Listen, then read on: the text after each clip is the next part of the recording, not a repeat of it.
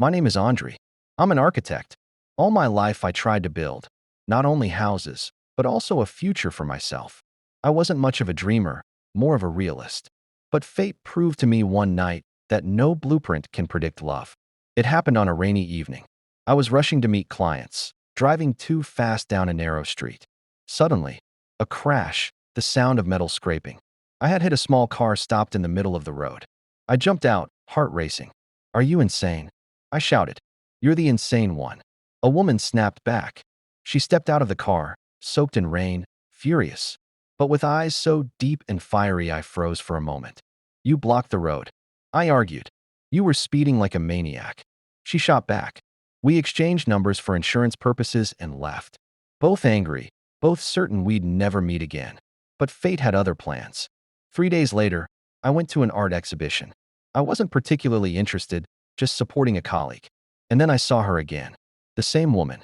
She was standing by her own paintings. "You?" I blurted out. "Oh God.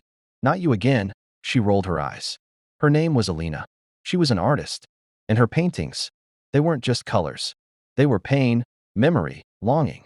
"You have talent," I told her. "Are you just being polite?" "No. I'm an architect.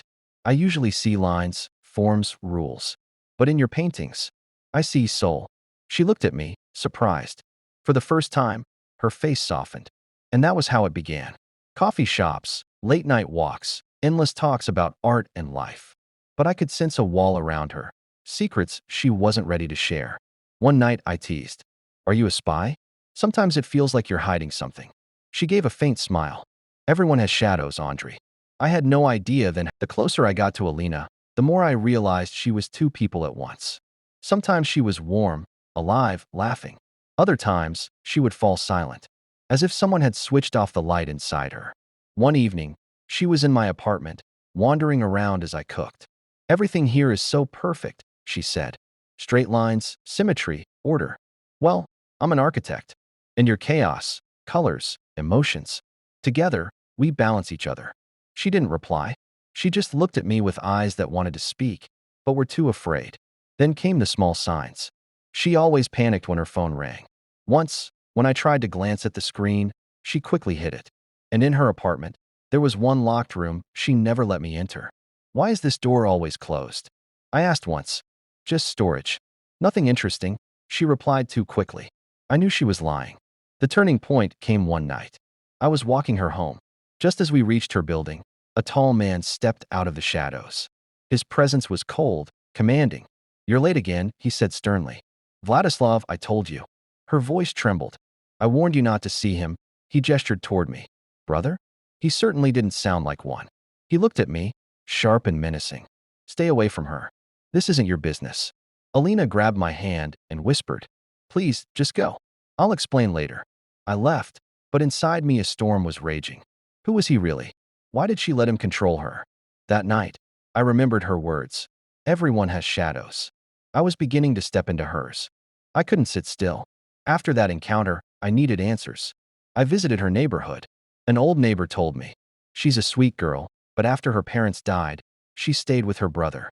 He's strict. Too strict. It all fit, but not in a good way. That evening, I followed her. She didn't go to a gallery or cafe. She went to an old house at the edge of the city. Vladislav was waiting there. I overheard fragments. "You don't understand. He'll ruin everything.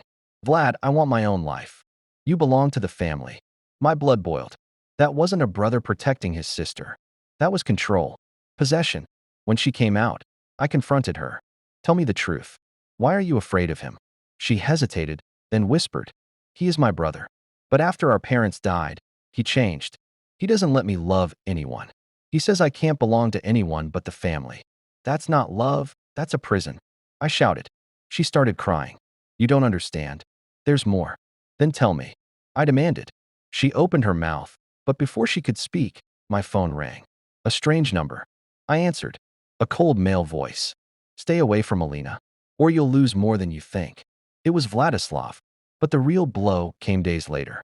Alina showed up at my apartment at night, pale and shaking. She held a photograph. It was her. And a man. "This is my husband," she whispered. "He disappeared 3 years ago. I thought he was dead.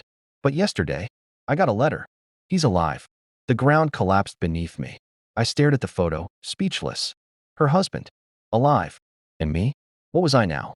You mean he's coming back? Yes. The letter said only one thing. I'm coming for you. Then, as if summoned, he appeared. One evening there was a knock on my door.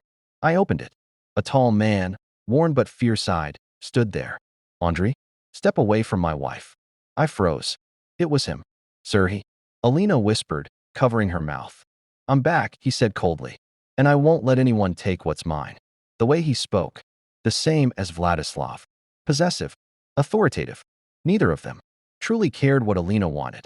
I stepped forward. She's not property. She's not yours to own. She's my wife. Sir, he shouted. We made vows before God. And what about her choice?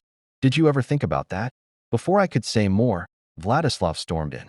He had been watching, waiting. Finally, all three of us. But none of you seem to understand. She belongs to no one but family.